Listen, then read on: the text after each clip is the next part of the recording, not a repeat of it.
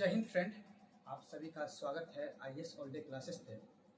हम लोग जो है आज मूल अधिकार के अंतर्गत हम लोग स्वतंत्रता के अधिकार के बारे में समझेंगे।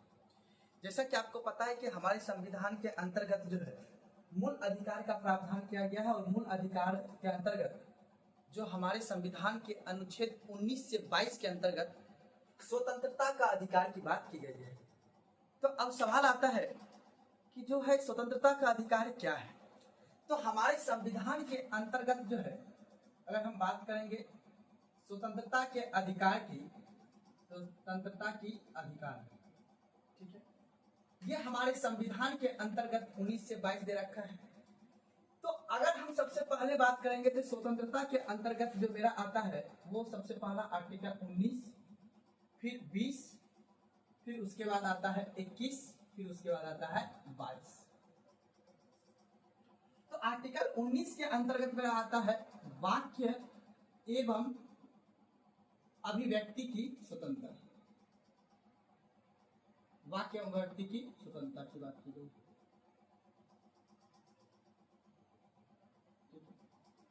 उसके बाद आर्टिकल 20 और आर्टिकल 21 और 22। आर्टिकल 20 के अंतर्गत क्या है, दोषी सिद्ध संरक्षण के बारे में बात की गई है। यानी दोषी सिद्ध संरक्षण अर्थात अगर कोई व्यक्ति दोषी है, अगर कोई व्यक्ति ने विधि तोड़ा है और वो व्यक्ति अपराधी हो गया है, दोषी हो गया है, तो उसके लिए भी उस व्यक्ति को भी क्या दिया गया संविधान में, स्वतंत्रता दी गई है।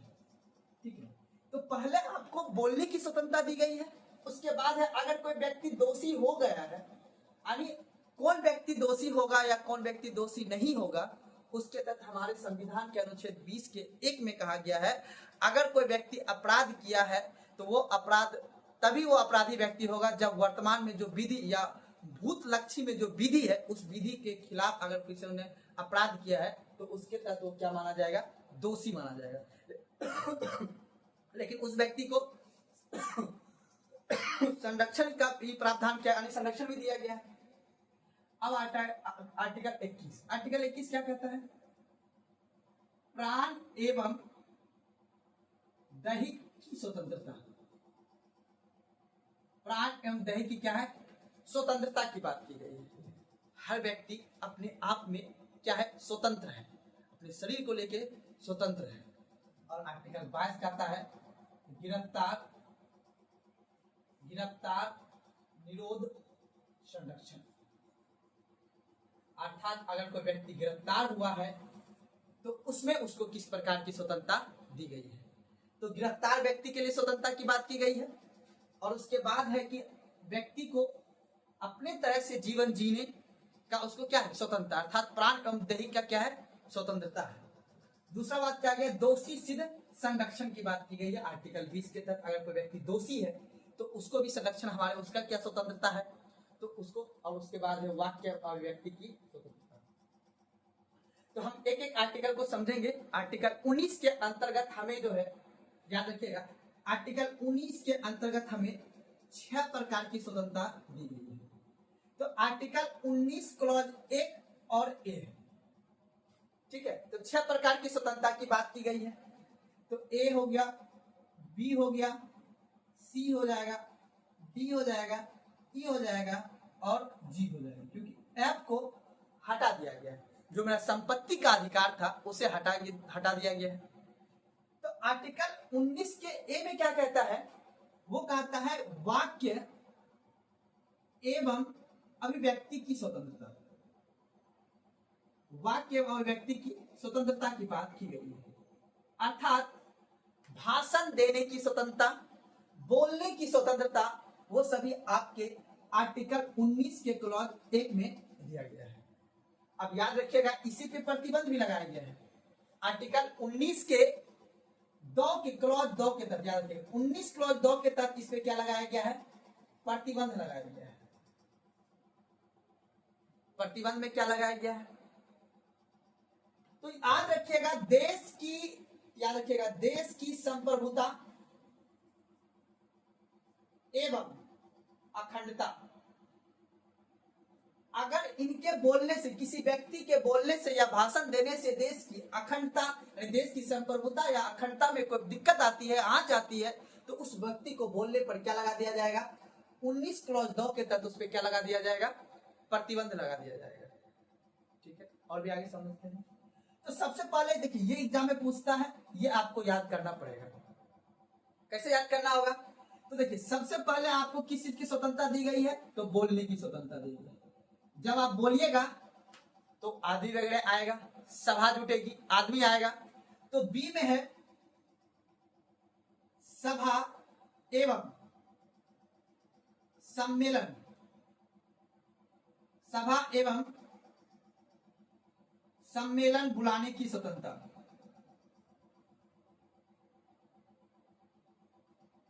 तो पहले है वाक्य एवं अभिव्यक्ति की स्वतंत्रता और दूसरा है सभा एवं सम्मेलन बुलाने की स्वतंत्रता की बात की है। यानी अब याद रखना है, शांतिपूर्ण तरीका से, किस तरीका से आपको प्रतिबंध में हम 19 के क्लॉज 3 के अंतर्गत हम इसका प्रतिबंध को देखेंगे। तो पहले आपको बोलना है, बोलने के बाद आदमी जुटेगा। जब आदमी अर्थात सभा आएगी, फिर आपको है संघ एवं संगठन बनाने की स्वतंत्रता। ठीक है, और डी में है अबाध रूप से देश में घूमने की स्वतंत्रता। और ई में है अबाध रूप से भारत के अंदर निवास या बसने की स्वतंत्रता। और जी में है, क्योंकि एफ आपको मैंने पहले बता दिया है, जो एफ आर्टिकल है, एफ आर्टिकल को 44वें संविधान संशोधन 1978 के द्वारा जो संपत्ति का अधिकार था मेरा, वो संपत्ति के अधिकार को हटाकर 300A में जोड़ा गया है। तो मूल अधिकार जो मेरा संपत्ति मूल अधिकार जो संपत्ति का अधिकार था वो संविधान के 31 नंबर आर्टिकल में था, और उसके बाद स्वतंत्रता का अधिकार आर्टिकल 19 के क्लॉज ए के एफ में था, उसको हटा दिया गया। अब डाट क्या आ गया? जी। जी में क्या गया है? उपजीविका चलाने, व्यवसाय करने, याद रखना, उपजीविका चलाने, व्यवसाय करने, उसके बाद पेशा करने की स्वतंत्रता प्राप्त है। तो ये 6 प्रकार की स्वतंत्रता आर्टिकल 19 के क्लॉज 1 के तहत आपको दी गई है, और 19 के क्लॉज 2 के तहत उस पर प्रतिबंध भी लगाया गया है। ठीक है, और 3 के तहत भी प्रतिबंध लगाया गया है। तो अब यहाँ पे आपको एक चीज को समझना है कि वाक्य एवं व्यक्ति की जो स्वतंत्रता है वो आपको एक मिली। तो पहले बोलने की स्वतंत्रता, जब आप बोलते हैं आपको पता ही है कि आदमी वगैरह जुटता है, तो उस आदमी को जुटाने से आपको क्या बना लेना है? सभा या सम्मेलन बुला लेना है। ठीक है, जब सभा और सम्मेलन होने लगेगा तो फिर उसके हम संघ एवं संगठन अर्थात पार्टी यानी राजनीतिक पार्टी बनाने की स्वतंत्रता, कंपनी बनाने की स्वतंत्रता आपको आर्टिकल 19 के सी के तहत दिया गया है। तो संघ या संगठन बनाने की स्वतंत्रता, जब आपने देखे, अब बोल भी लिए, आपने सभा भी बुला लिया, फिर आपने संघ भी बना लिया अर्थात एक संगठन पार्टी भी बना लिया, अब उस पार्टी को कहीं भी आबाद रूप से घूमने की क्या है? स्वतंत्रता है। देखिए, मैं आपको समझाने की प्रयास कर रहा हूं। उसके बाद है अबाध रूप से भारत के अंदर कहीं भी आप निवास या बसने की भी क्या आपके पास स्वतंत्रता है। और जी में है उपजीविका चलाने या व्यवसाय करने या पेशा करने की क्या आपके पास स्वतंत्रता है। तो ये थी आपकी स्वतंत्रता। अब 19 के 2 के तहत जो प्रतिबंध लगाया गया है आपको याद रखना है। अब इसी आर्टिकल के तहत याद रखिएगा, इसी आर्टिकल के तहत आपको एक और स्वतंत्रता है जिसे हम बोलते हैं प्रेस की स्वतंत्रता। प्रेस की स्वतंत्रता भी है, या फिर लाइव याद रखिएगा, लाइव डिजिटल इलेक्ट्रॉनिक्स के माध्यम से उसे लाइव करने की भी स्वतंत्रता है। तो आपको वाक्य व व्यक्ति की जो स्वतंत्रता दी गई है ये किस तरह से दी गई है, अब हम एक एक करके अधिकार को समझेंगे और फिर उसमें हम लोग ये देखेंगे कि क्या क्या प्रावधान किया गया है। तो एक एक करके हम ये देखेंगे आर्टिकल। तो हम आर्टिकल 19 को हम विस्तार पूर्वक से हम लोग एक एक करके अध्ययन करके देखेंगे।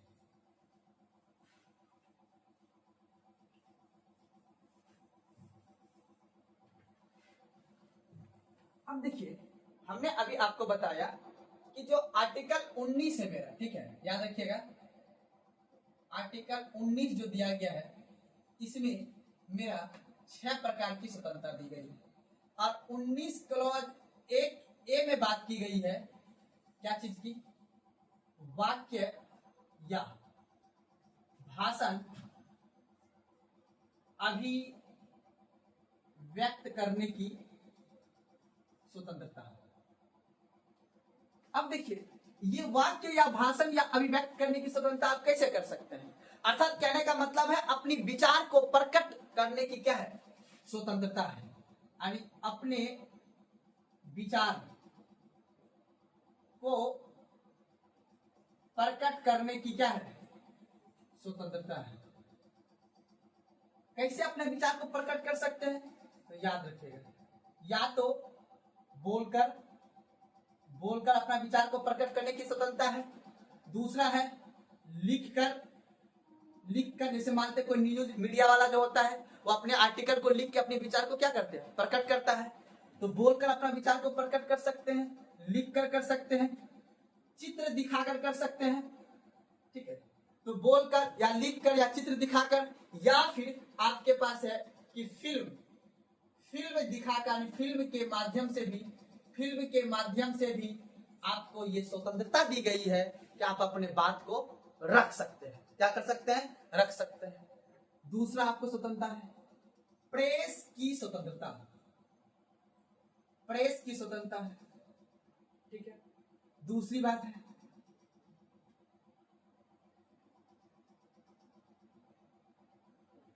विज्ञापन जारी करने की स्वतंत्रता है। तो विज्ञापन जारी करने की भी क्या है? स्वतंत्रता है। और लास्ट में आप लोग को यह जान लेना है कि इलेक्ट्रॉनिक्स मीडिया को लाइव दिखाने का भी क्या है? स्वतंत्रता प्राप्त है। लेकिन इन सभी में एक और अधिकार है जिसे हम कहते हैं चुप रहने का अधिकार। अब यहां पे आपको ये समझ लेना है, इतनी तरह की स्वतंत्रता आपको दी गई है। यानी आप वाक्य एवं अभिव्यक्ति की जो स्वतंत्रता है आर्टिकल 19 के ए में, आपको अपने विचार को प्रकट करने की क्या है? स्वतंत्रता है। अपने विचार को या तो आपको बोलकर या लिखकर या चित्र दिखाकर या फिल्म के माध्यम से आप अपने विचार को रख सकते हैं।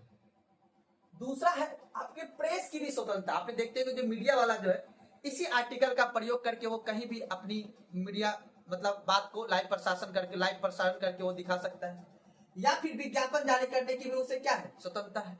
और अंत में जो दिया गया है आपको याद रखिएगा, चुप रहने का भी अधिकार दिया गया है। उसके बाद विरोध प्रदर्शन, याद रखिएगा, विरोध प्रदर्शन करने की भी क्या है? आपके पास स्वतंत्रता है। याद रखिएगा, विरोध प्रदर्शन भी करने की क्या है? स्वतंत्रता है। फोन टैपिंग के विरुद्ध, याद रखिएगा, फोन टैपिंग याद रखिएगा, ये आर्टिकल 21 में भी आता है। फोन टैपिंग के विरुद्ध स्वतंत्रता है। और लास्ट में है ध्वज फहराने की क्या है? स्वतंत्रता है। क्या है? स्वतंत्रता लगा हुआ है, कोई दिक्कत। तो इतने तरह के आपके आर्टिकल 19 के ए के तहत है। अब इसमें कहा गया है आपका 19 क्लॉज 2 के तहत क्या लगाया गया है? प्रतिबंध। क्या लगाया गया है? प्रतिबंध। क्या प्रतिबंध है? सबसे पहले देश की संप्रभुता,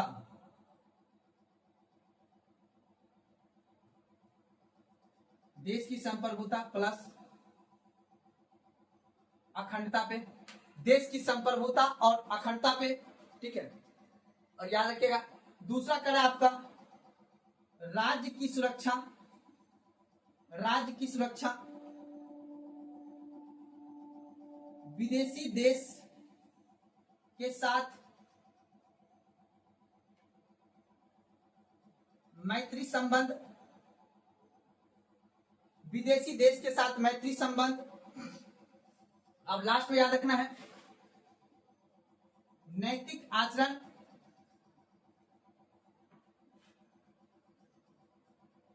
न्यायालय की अवमानना,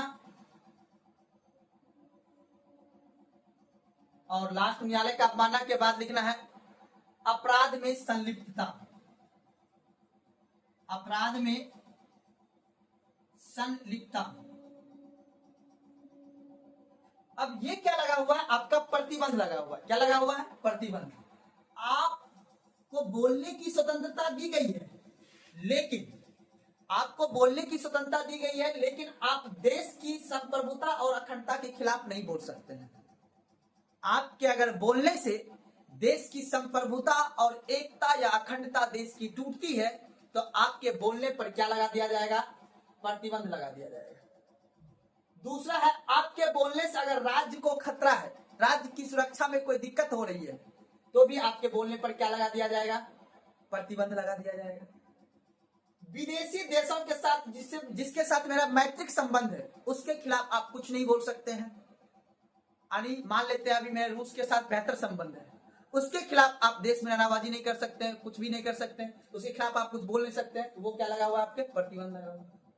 नैतिक आचरण, आपको बोलने की अधिकार है, आप किसी के खिलाफ कुछ भी बोल सकते हैं, लेकिन किसी भी व्यक्ति या किसी भी संस्था के खिलाफ उसके नैतिक आचरण को आप उजागर नहीं कर सकते हैं। आपको ये अधिकार नहीं है किसी के नैतिक आचरण के खिलाफ बोलना, यानी किसी के आचरण को उभारना आपको प्रतिबंध है, आप किसी के नैतिक आचरण के खिलाफ नहीं बोल सकते हैं।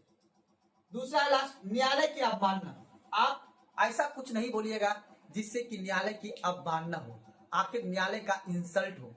आप जो भी मान लेते कोई भी आप पे केस हो चल रहा है, आपको कोर्ट ने कोई सजा दिया है, तो आप कुछ ऐसा नहीं बोल सकते हैं जिससे कोर्ट का अवमानना हो। अगर बोले जाएगा तो आप पे क्या लगा दिया जाएगा, प्रतिबंध, उसके तहत आप पे कानूनी कार्रवाई किया जाएगा। और लास्ट में है अगर आप किसी अपराध में संलिप्त है, आपकी कोई अपराधी पृष्ठभूमि है या उसमें संलिप्त है, तो भी आपके बोलने पर क्या लगा दिया जाएगा, प्रतिबंध लगा दिया जाएगा। तो इस तरह से आपका आर्टिकल 19 का एक जो है ये कह रहा है कि जो आपको जो है बोलने की आजादी तो दी गई है, लेकिन उस पर युक्ति युक्त क्या लगा दिया गया है, प्रतिबंध भी लगा दिया। याद रखना है युक्ति युक्त प्रतिबंध, युक्ति युक्त प्रतिबंध लगा दिया गया है। तो याद रखना प्रतिबंध में क्या क्या, देश की संप्रभुता अखंडता, राज्य की सुरक्षा, विदेशी देशों के साथ मैत्रिक संबंध में अगर कोई खराबी आ रहा है, नैतिक आचरण, किसी का न्यायालय का अवमानना करने पर या अपराध में संलिप्तता पाए जाने पर आपको बोलने पे क्या लगा दिया जाएगा, प्रतिबंध लगा दिया जाएगा। कोई दिक्कत यहाँ तक समझने में। अब हम लोग अगला आर्टिकल को देखेंगे, आर्टिकल 19 का 1 का बी देखेंगे। आर्टिकल 19 का 1 का बी को देखेंगे, क्या कहता है आर्टिकल 19 का 1 का बी, उसके बारे में हम लोग समझ लेते हैं।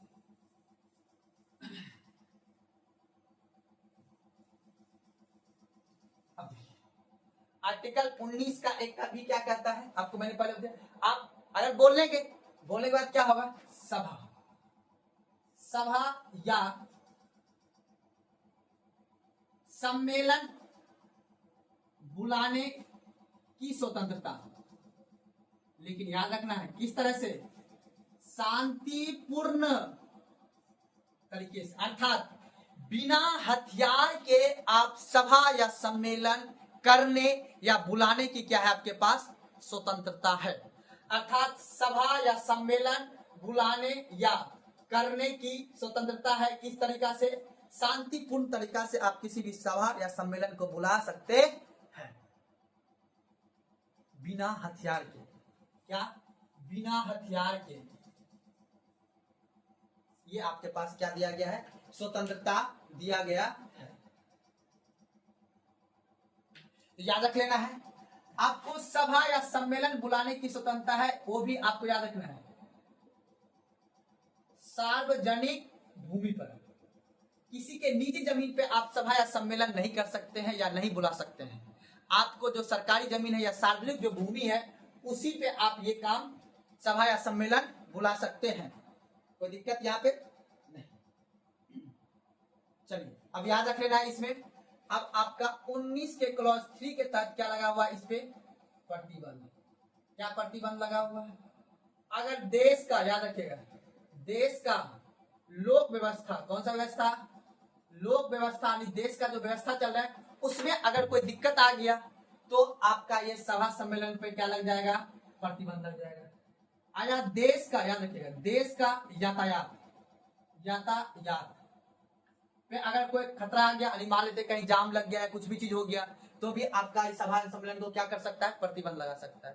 तो याद रख लेना है, दो आधार पे आपका प्रतिबंध लगाया जाएगा। या देश में लोक व्यवस्था का कोई प्रॉब्लम आ गया तो आपको सभा या सम्मेलन बुलाने या करने पर क्या लगा दिया जाएगा?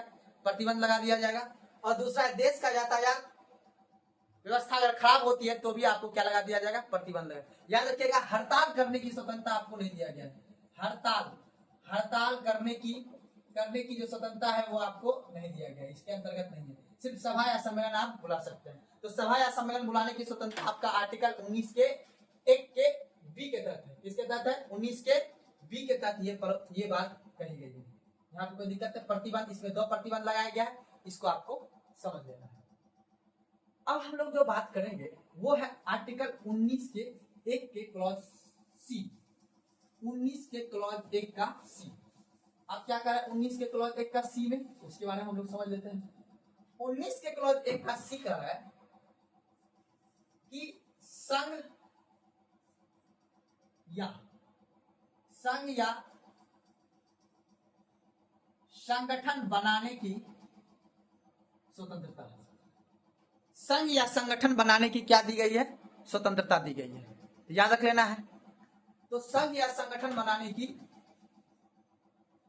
स्वतंत्रता, अब याद रखिएगा, इसी आर्टिकल का प्रयोग करके हम लोग जो है, याद रखिएगा, इसी आर्टिकल का प्रयोग करके हम लोग जो है, याद रखिएगा, राजनीतिक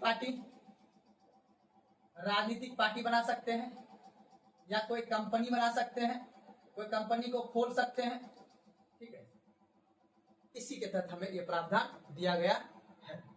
और सभी व्यक्ति, कोई भी व्यक्ति, याद रखना है, कोई भी व्यक्ति को सभा कोई व्यक्ति को संघ या संगठन बनाने का क्या है? स्वतंत्रता है। ये बात।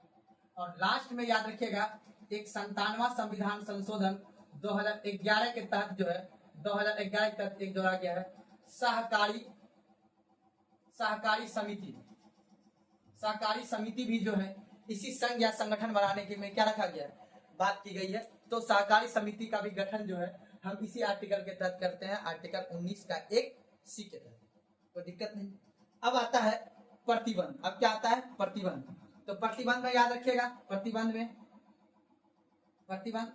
19 के क्लॉज 4 के तहत, 19 के क्लॉज 4 के तहत क्या है प्रतिबंध? इस पर प्रतिबंध क्या लगाया गया है कि भारतीय एकता एवं संप्रभुता पर अगर खतरा होता है तो क्या लगा दिया जाएगा? ये राजनीतिक पार्टी को बंद कर दिया जाएगा। या कोई भी सार्वजनिक, याद रखिएगा, सार्वजनिक आदेश या निर्देश देकर क्या कर सकते हैं?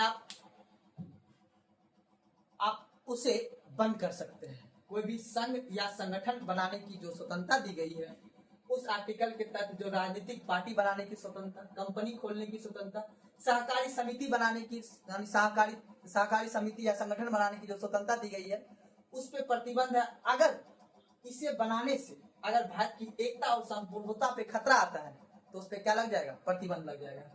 सार्वजनिक आदेश या निर्देश जारी करके भी सरकार क्या कर सकती है? प्रतिबंध लगा सकती है। तो याद रख लेना है।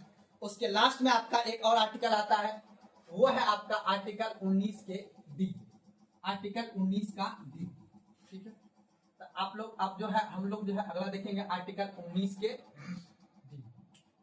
आर्टिकल 19 का 1 का डी क्या कहता है? आर्टिकल 19 का 1 का डी, भारत के अंदर, याद रखिएगा, भारत के अंदर अवैध रूप से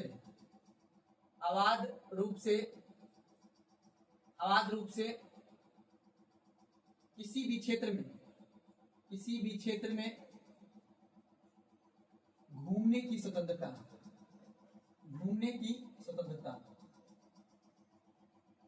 अब इसी से संबंधित एक चीज और हमें देख लेना है, क्या है?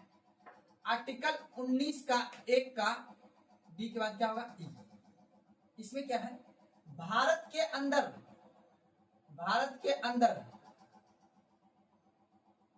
अवैध रूप से किसी भी क्षेत्र में बसने या निवास करने की स्वतंत्रता।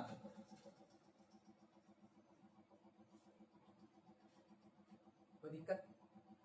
तो याद रखना, पहला आर्टिकल 19 का 1 का डी कहता है भारत के अंदर अवैध रूप से किसी भी क्षेत्र में घूमने की स्वतंत्रता दी गई है, और दूसरा कहा गया है आर्टिकल 19 के में भारत के अंदर अवैध रूप से किसी भी क्षेत्र में बसने या निवास करने की क्या दी गई है? स्वतंत्रता दी गई है। आप किसी भी क्षेत्र में बस सकते हैं या किसी भी क्षेत्र में निवास कर सकते हैं आर्टिकल 19 के ई के तहत। इन दोनों का प्रतिबंध लगभग एक समान है। क्या कहता है प्रतिबंध? आर्टिकल 19 के 5 के तहत प्रतिबंध क्या कहता है? आर्टिकल 19 के 5 के तहत इसमें प्रतिबंध कहा जाता है कि आप जो है जनजाति क्षेत्र में, याद रखिएगा, जनजाति एसटी क्षेत्र में, जनजाति के क्षेत्र में आपको घूमने पर प्रतिबंध है, या बसने पर क्या लग जाएगा, या निवास करने पर क्या लग जाएगा? प्रतिबंध लगा दीजिए। आखिर जनजाति क्षेत्र में आप बस नहीं सकते, क्योंकि देखिए जनजाति क्षेत्र का एक अपना भाषा होता है, उसका एक अपना संस्कृति होता है, तो उसकी अपनी एक भाषा हो गई, संस्कृति हो गया। उनको लगता है, अल्पसंख्यक वर्ग को लगता है कि अगर कोई दूसरे आदमी को इस क्षेत्र में बसने या घूमने की अनुमति मिल जाएगी तो जिस वजह से उसकी संस्कृति या उसकी भाषा पतन ना हो जाए, इस वजह से हमारे संविधान में ऐसा प्रावधान रखा गया है कि जहाँ पे ट्राइबल लोग रहते हैं, जनजाति रहते हैं, उस क्षेत्र में आपको घूमने पर प्रतिबंध लगाया जा सकता है, या फिर उधर निवास अगर करना चाहते हैं या आप बसना चाहते हैं तो उधर भी आप पे प्रतिबंध लगा दिया जा सकता है। दूसरा कारण, अगर कोई व्यक्ति एड्स से प्रभावित है, याद रखिएगा, अगर कोई व्यक्ति एड्स से ग्रसित है, ठीक है, या प्रभावित है, तो वो व्यक्ति को भी याद रखिएगा घूमने पर क्या लगा दिया जाएगा? प्रतिबंध, या कहीं भी निवास करने पे भी उसको प्रतिबंध है। तो एड्स से प्रेरित व्यक्ति जो है या एड्स से जो ग्रसित व्यक्ति है उसको घूमने पर क्या लगा दिया जाएगा? प्रतिबंध लगा दिया जाएगा। अब उसके बाद याद रखिएगा, वेश्याओं के क्षेत्र में, याद रखिएगा, वेश्याओं के क्षेत्र में घूमने पर प्रतिबंध है, ठीक है, याद रखिएगा। इन तीनों क्षेत्र में आप कहीं भी घूमने पर आप पे क्या लगा दिया जाएगा? प्रतिबंध लगा दिया जाएगा। याद रख लेना है, जनजाति के क्षेत्र में घूमने या बसने पर प्रतिबंध लगाया हुआ, एड्स से जो प्रभावित व्यक्ति है उस पर घूमने पर प्रतिबंध लगा दिया जाएगा, वेश्याओं के क्षेत्र में आपको घूमने पर क्या लगा दिया जाएगा? प्रतिबंध लगा। तो इन क्षेत्रों में इन दोनों आर्टिकल, कहीं भी अवैध रूप से घूमने की आपको स्वतंत्रता दी गई है, पर इन क्षेत्रों में अगर आप घूमिएगा तो सरकार चाहे तो आप पे प्रतिबंध लगा सकता है, आपको घूमने या बसने की अनुमति नहीं दिया जा सकता है। अब आता है लास्ट एक ऑप्शन और, आर्टिकल 19 का एफ यानी जी, आर्टिकल 19 का जी, आर्टिकल 19 का 1 का क्या है? जी। अब 1 का जी में क्या है? अब क्या है? उपजीविका, याद रखिएगा, उपजीविका चलाने के लिए कोई भी व्यवसाय या पेशा करने की स्वतंत्रता है। क्या है? स्वतंत्रता है, लेकिन इस पे भी प्रतिबंध लगा दिया गया। अगर मान लेते हैं आपको पटाखा उद्योग खोलना है, ठीक है, पटाखा उद्योग खोलना है, तो आपको ये देखना पड़ेगा आप किस क्षेत्र में खोल रहे हैं। आपको सरकार चाहेगा तो उस क्षेत्र में प्रतिबंध लगा सकता है, क्योंकि अगर वहां पे समाज या मानव समुदाय निवास कर रहा है तो उस क्षेत्र में पटाखा उद्योग नहीं लगा सकते हैं। या फिर और अगर कोई व्यवसाय, जैसे मान लेते हैं आप मेडिकल का दुकान खोल रहे हैं, ठीक है, तो मेडिकल का अगर शॉप खोल रहे हैं आप, तो उसके लिए सरकार एक रूल लगा सकता है कि आप जो व्यक्ति लाइसेंसधारी होगा उसी व्यक्ति को मेडिकल का शॉप खोलने की अनुमति दी जाएगी, ठीक है। तो वहां पे आपको प्रतिबंध लगा दिया जा सकता है। अगर आप मान लेते हैं कि आप लाइसेंस नहीं है आपके पास मेडिकल का दुकान खोलने के लिए, तो आप पे प्रतिबंध लगा दिया जा सकता है। अगर मान लेते हैं आप कहीं वाइन शॉप खोल रहे हैं, तो वाइन शॉप भी खोलने पर आपको प्रतिबंध लगा दिया, क्योंकि इन सभी चीज को खोलने के लिए आपको क्या करना होगा, आपको लाइसेंस लेना पड़ेगा। अर्थात आप कोई भी अपना उपजीविका चलाने के लिए या व्यवसाय करने के लिए स्वतंत्र है, लेकिन सरकार अगर चाहे तो इस पर कुछ भी प्रतिबंध, अगर चाहे तो सरकार प्रतिबंध लगा सकती है। जैसे लगा हुआ, आपको अगर दवाई का दुकान खोलना चाहते हैं तो उसके लिए सरकार ने लाइसेंस लेना पड़ता है। आप लाइसेंस लेके आपको डिग्री होनी चाहिए, उसके बाद जो डी फार्मा का आपके पास डिग्री होना चाहिए, डिग्री होने के बाद ही आप उसका दुकान खोल सकते हैं। तो इस तरह से आपके आज आर्टिकल 19 के अंतर्गत 6 प्रकार की स्वतंत्रता दी गई थी, और उस 6 प्रकार की स्वतंत्रता में क्या क्या तरह का प्रतिबंध है उसको भी मैंने आज बताने का प्रयास किया। एक बार मैं पुनः फिर से बता देता हूं, याद रख लेना है। आर्टिकल 19 में 6 प्रकार की स्वतंत्रता दी गई है। अब ये 6 प्रकार की स्वतंत्रता में आपको याद रखना है, पहला जो 19 का ए जो है, इसमें सारी स्वतंत्रता है। उसके बाद 19 के 2 से लेकर सारे पे प्रतिबंध लगा हुआ है, युक्ति युक्त प्रतिबंध लगा हुआ है, ठीक है। तो पहले 19 का एक क्या कहता है, एक का एक कहता है संघ शांति, याद रखिएगा, भाषा वाक्य अभिव्यक्ति की स्वतंत्रता दी गई है, जब आप बोलते हैं तो उसके बाद सभा या सम्मेलन करने की स्वतंत्रता। और सी में दिया गया है संघ या संगठन बनाने की स्वतंत्रता। डी में है अबाध रूप से कहीं भी घूमने की स्वतंत्रता।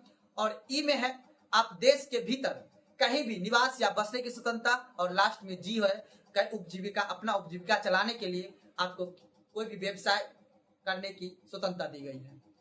तो आज यहीं पे, कल आगे हम लोग आर्टिकल 20, 21 और 22 को देखेंगे।